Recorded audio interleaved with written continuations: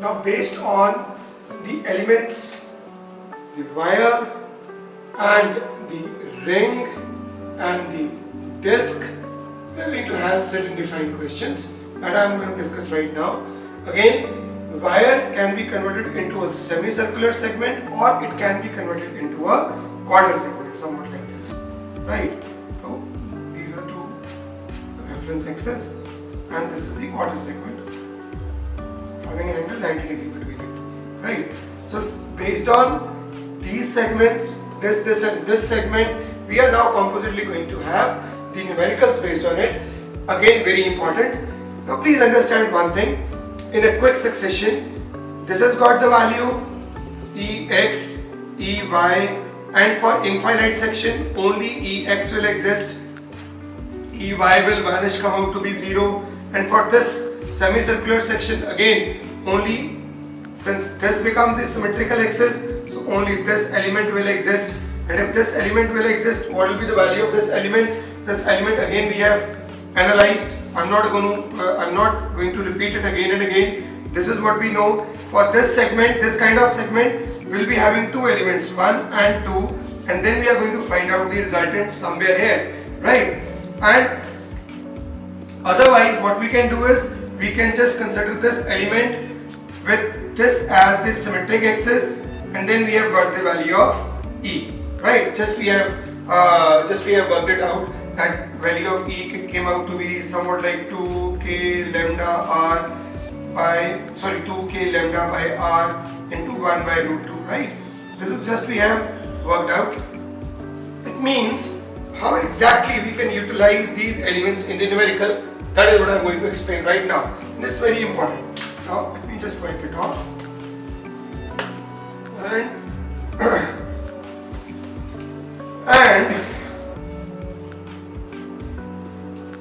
let's work out a question. This is a infinite straight wire, right? And this is the this is the quarter section, okay? And this is the quarter section, and I have to find out the electric field here, okay? So means the section is number 1 and number 2. There are two sections. Similarly, another question. This is a wire, this is a circular section, semicircular section, and this is the point where I have to find out the electric field. Okay, one more thing I'm going to add. Say this is another conductor on this side, and onto this side they are infinite, right? So I have to find out the electric field at this point. So how many sections are there? Section 1, section 2, and section 3. Means I can name it as A and B. This is the infinite section, this is the infinite section on this side, and this A, arc AB is a semicircular arc, and at this point O I have to find out the net electric field because of this and this, right? And we can consider the linear charge densities to be lambda for the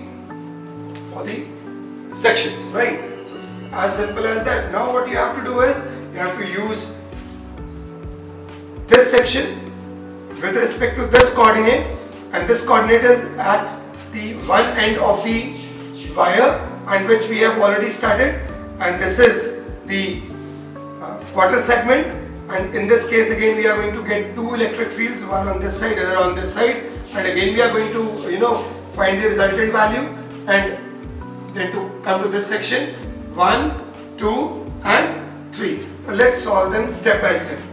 Means in this case the final electric field will be E1 plus E2, E1 because of section 1 and E2 because of section 2. And what is the value of E1, by the way? What will be the value of E1? E1 will be via this point, and this side it is infinite. You remember Ex was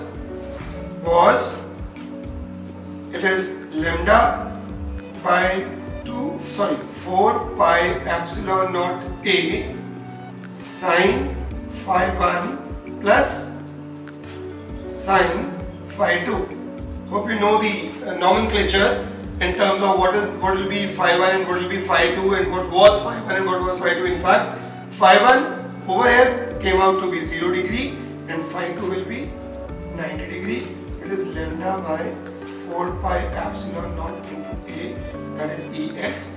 And if we talk about Ey element here, what will be the Ey element? It is lambda by 4 pi epsilon naught cos phi 1 minus cos phi 2, but phi 2 is 90, phi 1 is 0, so it is lambda by 4 pi epsilon naught again. Okay, and now we are going to get the resultant of Ex and Ey for this section only, for this much section. So it is the resultant of Ex and Ey. And what is the resultant of Ex and Ey? It is E, which is equal to Ex square plus Ey square under root, and somehow it will be, since both the two elements are equal, you might have seen this and this. I just have forgotten here. So these two sections are equal, so I must say it is root 2 Ex or Ey.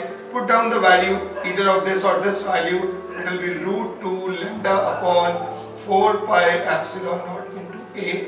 This is going to be E1, right? This is going to be E1. Fine. Now what about this section? That is 2, section 2.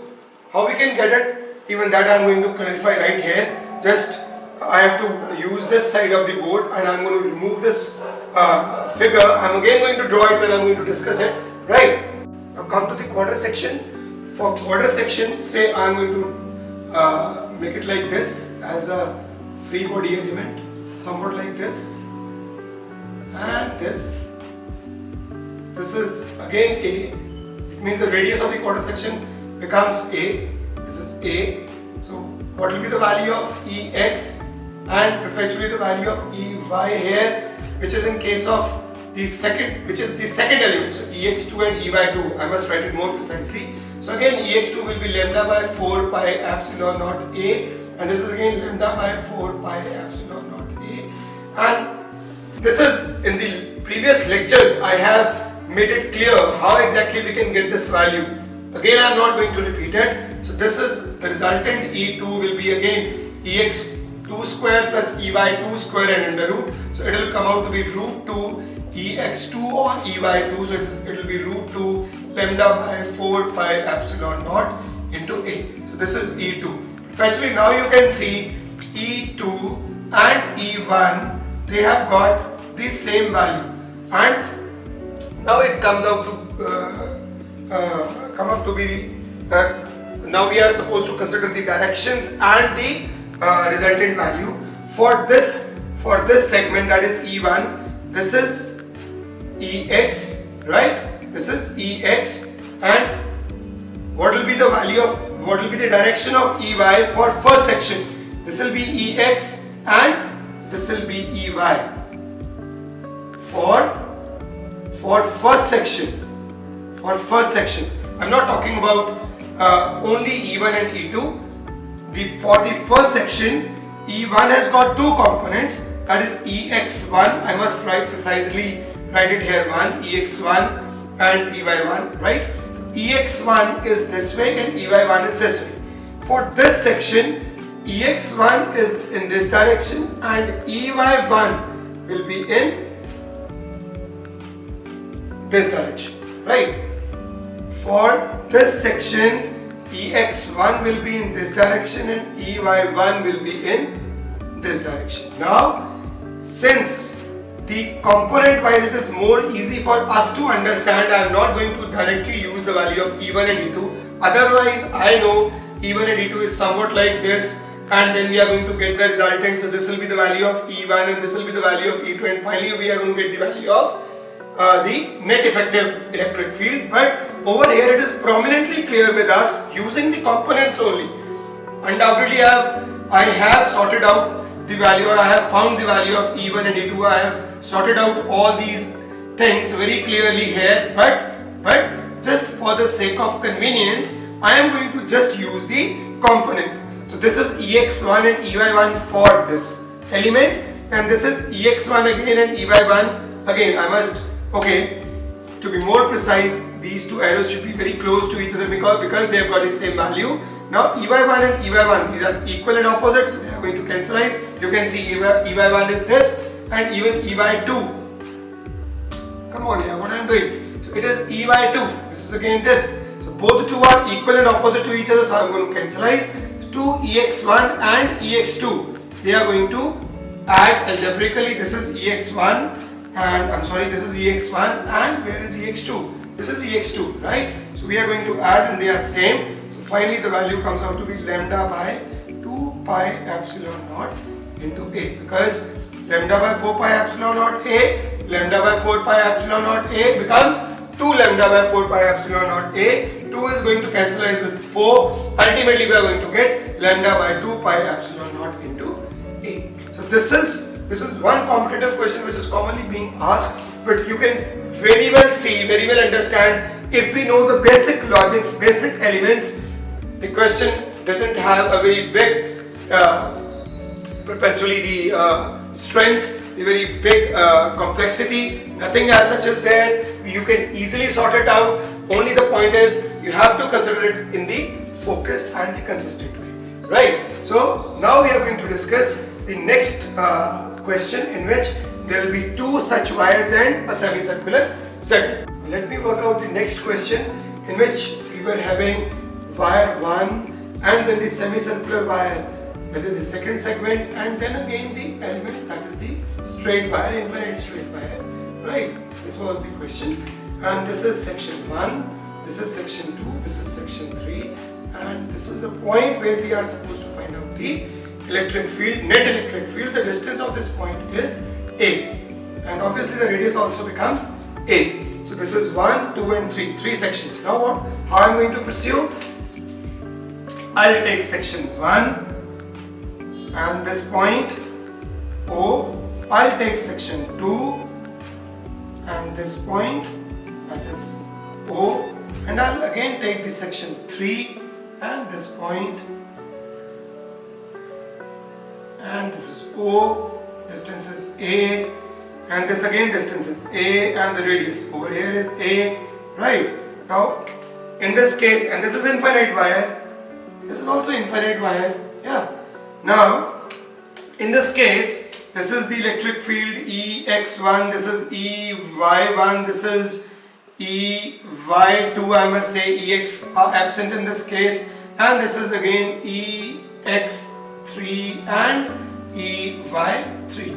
The values, lambda by 4 pi epsilon naught A, lambda by 4 pi epsilon naught A, this was lambda by 2 pi epsilon naught A, lambda by 4 pi epsilon naught A, lambda by 4 pi epsilon naught A. If you wish to do it in the vector notation, you can do it. You can put I cap, minus j cap, and over here minus I cap and minus j cap. This way you can even make the vectors, and finally you can add these vectors with I, j and k, and you can get the result. But I think it is more easy and comfortable way. Just make the components, take a point, draw all these components corresponding to the point, that is EX1 and EY1. Then it is,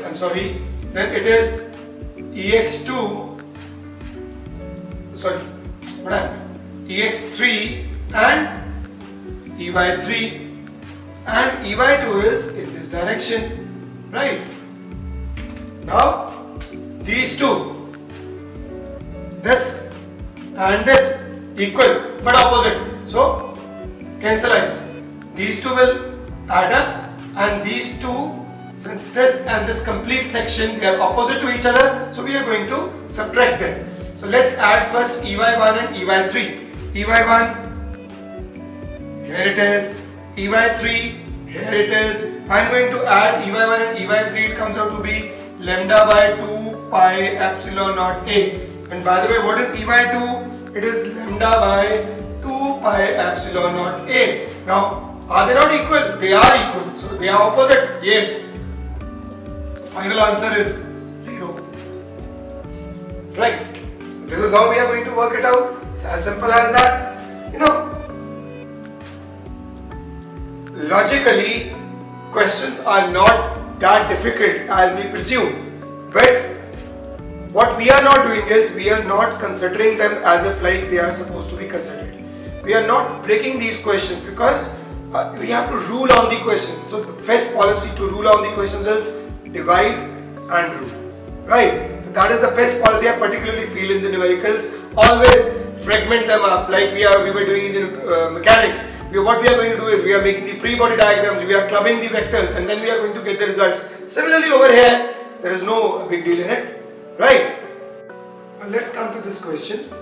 An infinite electric sheet having infinite electric sheet, first point, okay, having a charge density sigma, has a hole of radius r in it, an electron is released from the point P on the axis of the hole at a distance root 3 r from the center. Find the speed with which it crosses the plane of the sheet. Actually the figure was there in the question, but I have not drawn it deliberately. I wish to draw it and gradually going to explain the question and then the technique of the solution, right? How to solve this. Now an infinite electric sheet having charge density sigma, so let me draw the sheet somewhat like this, right? And according to the question, if say this is the sheet, the axis of the sheet, 3-dimensionally I am drawing, and this is the hole that is there at the center of the sheet with the radius r. Radius of this hole is r, and this becomes the axis. Right? And on this axis, there is an electron which is at a distance root 3r as per the question. The distance is root 3r from the center, right? So electron is at a distance root 3r from the center. R is the radius of this hole, and the disk is in supposedly infinite sheet, or the disk is the infinite disk, and the surface charge density is sigma. Now what I am going to do is, not what we are supposed to do is, we are supposed to find the speed of this electron the moment it passes through the center of the hole. Now I have to find out the value of velocity of this electron the moment it is going to pass through the center, right? So initially what we are supposed to find out, that what is the value of electric field existing at this point, number one. Number two, what is the value of force existing at this point on this electron, because force is going to give us the value of acceleration or the expression of acceleration, and the acceleration is somewhat variable in nature because the distance is going to change, the value of force is going to change, and gradually the acceleration is going to change. So this is the question of variable acceleration. Mechanics is very important for us to understand here, because this question is not only of electrostatics, this is a cusp question which has got mechanics involved, which has got electrostatics involved. So in this case, number one, we are going to find out the electric field at this point, then the force at this point, then the expression of acceleration at this point, and then we are going to use the concept of variable acceleration to get the value of velocity when it is going to cover this much distance or it is going to pass through the center, right? But now the first objective and the foremost important objective is to find out the electric field. To find out the value of electric field, we have to use the principle of superposition here, which is very important. Now this is the point which you must consider in a very focused way. In this case, what will be the strategy? We are going to consider, again, divide and rule. We are going to consider this sheet as complete sheet, as one element without hole. Mark my words. Then we are considering the small disk, small circular hole like a disk, equivalent to be a disk, having surface charge density, this time it is minus sigma. This is very important. This is important because there was no hole, there was a hole, there was no disk here. It means if I am going to make it 0, I have to take this minus sigma and say this point is plus sigma actually, and plus sigma, when minus sigma is going to be overlapped on plus sigma, this will come out to be a 0 charge density. So ultimately hole means 0, nothing inside. So that is the logic what we are going to use, right? So see, now for this sheet, we very well know what is the electric field near an infinite plane sheet. We have done sigma by 2 epsilon naught. Any point, I'm going to just rub it because this I don't need, and this is the point P. At any point at a distance x, it is sigma by 2 epsilon naught. And what about this small hypothetical circular disk that we have considered? We have to find out the electric field due to this circular disk having surface charge density minus sigma at a point P at a distance x. I'm going to do it. Let me just give me some. Let me just wipe it off and this is the point P at a distance x. Undoubtedly x is root 3 by r, but initially I'm not going to directly put up the value root 3 by r. I'm just going to write the value of E. It is, remember, sigma by 2 epsilon naught 1 minus x divided by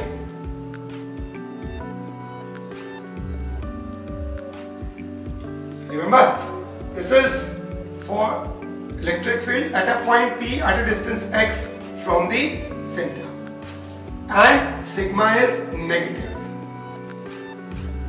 and this is positive, right? Undoubtedly we are going to add these two, right? So the net electric field will be sigma by 2 epsilon naught plus minus sigma by 2 epsilon naught plus sigma x by 2 epsilon naught under root of x square plus r square, right? So what is the value of E at this particular point? Sigma x by 2 epsilon naught under root of x square plus r square, right?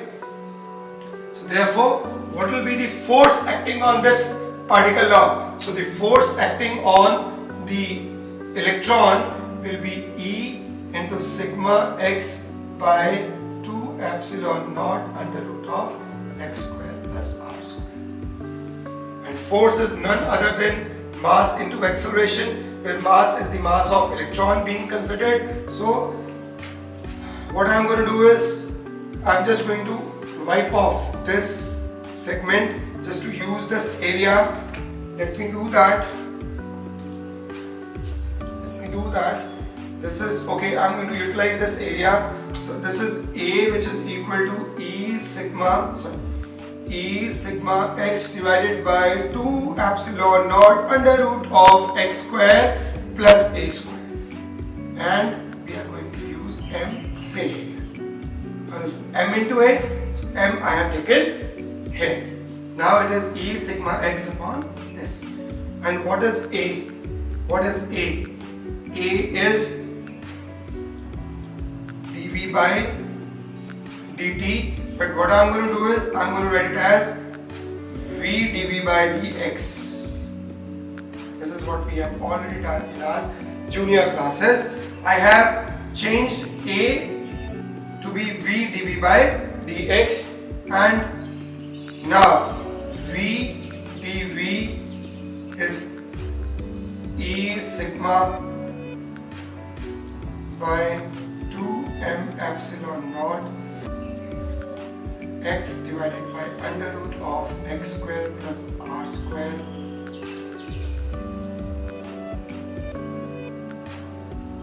just wipe it off and get the space dx. I'm going to move this dx here, so I'm going to replace this dx and then going to integrate it on both sides from 0 to v, and from 0 to what will be the root 3r to 0, right? Because x, it started from which location? Root 3r. And gradually when it is coming to this side, it will become 0. So this is how we are going to get the value of velocity.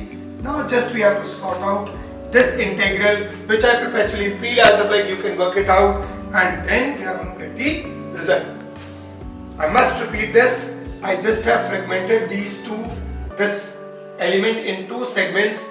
Divide and rule policy means I have taken the complete sheet, filled this hole, make the complete sheet. I have taken the hole separately and made it circular, put the surface charge density of the opposite sign, then I have marked the distance x, then I have taken the electric field because of this sheet, I have taken the electric field at this point because of this disk, then I have added them up. Finally I have got this result. You might have remember this result, and then this was electric field, then Q into E, this was E, and charge was the charge of the electron. I've got the value of force, then I have substituted the value of force in terms of MA. M I have taken down, A is V dV by dx, dx I have taken to this side, V dV, integral 0 to V, and over here integral root 3r to 0. This is how I'm going to get the value. Right? So as simple as that. Now only we have to sort out this integral part and we are going to get the result. And if you can work it out, fine, otherwise I'll just work it out. I just have wiped it off precisely or to make it a little more easy. Now it is V dV, let me sort it out, 0 to V, and this is integral E sigma by 2 m epsilon naught x divided by under root of x square plus r square dx. This was it, right? And you know, till this time we have not discussed the direction also. Like for force, what will be the direction of the force on the electron? It is towards this side, so perpetually it is on the negative side, so I must use that direction here also, right? It is minus E sigma by 2 m epsilon naught. Now just I am left with, and the limit is root 3r to 0, so it is root 3r to 0, x by under root of x square plus r square dx, and to solve it I have to use a substitution method in which put x square plus r square equals to t, so it is 2x dx is equal to dt, or x dx is equal to dt by 2. So I just replace x dx by dt by 2. So I'm just solving this segment, right? It is dt and 1 by 2, and this is t raised to power 1 by 2. Fine, it is 1 by 2 t raised to power minus 1 by 2 dt. So it is 1 by 2 t raised to power 1 by 2 divided by 1 by 2. This cancels. It will be t raised to power 1 by 2, or it will be simply under root of x square plus r square. Right? So this integral has got the result under root of x square plus r square. So what I'm going to do is I'm just going to replace the complete segment of the integral with under root of x square plus r square, and the limit is 0 root 3r to 0. Upper limit minus lower limit, if you're going to work it out, sigma by 2 m epsilon naught, it is r minus it is root 3 you're going to put here, so it will be 3r square plus r square 4r square, under root 2r square, it is 2r.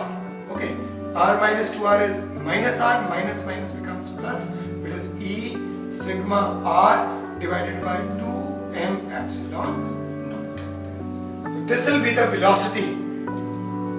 This is v square, here it is v square by 2 on this side, and the limit is 0 to v, so it is v square by 2, right? It is v square by 2 is E sigma r by 2 m epsilon naught, cancelize this 2, so v comes out to the square root of E sigma r by m epsilon. This is the value. Right? Seemingly again difficult, not difficult, little complex. Why? Because two elements gets added into this question. One was the electrostatics, other element was dynamics. So we have to work out on electrostatics as well as dynamics. So this is the actual phase of the advanced level questions, or maybe the JEE mains to the upper level.